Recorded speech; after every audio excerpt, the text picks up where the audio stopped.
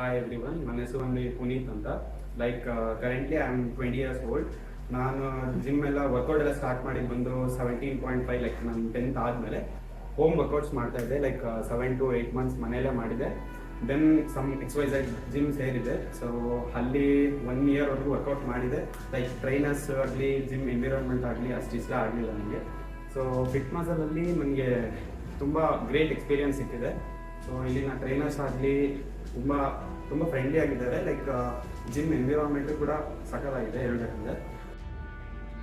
So ನಾನು ಈ gym ಬಂದಾಗ ನನ್ನ ಲೀನ್ ಬಲ್ಕ್ನ ನಾನು ಅಚೀವ್ ಮಾಡಿದ್ದೆ 75 kg. ಸೊ ಇಲ್ಲಿಗೆ ಬಂದಾಗ ನಾನು 75 kg ಇದ್ದೆ. So then I started to recomp. So I reduce ಅಂದರೆ ನನ್ನ ಬಾಡಿ ಫ್ಯಾಟ್ ಪರ್ಸೆಂಟೇಜ್ ಬಂದು 20 to 25% ಇತ್ತು. ಸೊ ಆಮೇಲೆ ಇಲ್ಲಿ ಬಂದಾಗ ರಿಕಾಮ್ ಶುರು ಮಾಡಿದಾಗ I took 70 days something.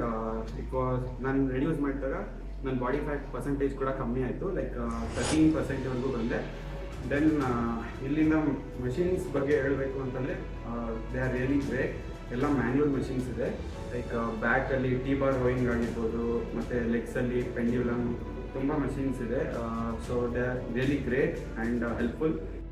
So ನನಗೆ ಈ ಜಿಮ್ಮಲ್ಲಿ ಗ್ರೇಟ್ ಎಕ್ಸ್ಪೀರಿಯನ್ಸ್ ಸಿಕ್ಕಿದೆ ಮತ್ತು great environment and it's really spacious. So ನಾನು ನನ್ನ ಫಿಟ್ನೆಸ್ ಗೋಲ್ ಏನು ಅಚೀವ್ ಮಾಡ್ಬೇಕು ಅಂದ್ಕೊಂಡಿದ್ದೀನಿ ಅದು ಅಚೀವ್ ಮಾಡಿದ್ದೀನಿ. ನೀವು ನಿಮ್ಮ ಫಿಟ್ನೆಸ್ ಗೋಲ್ಸ್ಗಳನ್ನ ಅಚೀವ್ ಮಾಡಬೇಕು ಅಂದರೆ so come and join fit muscle.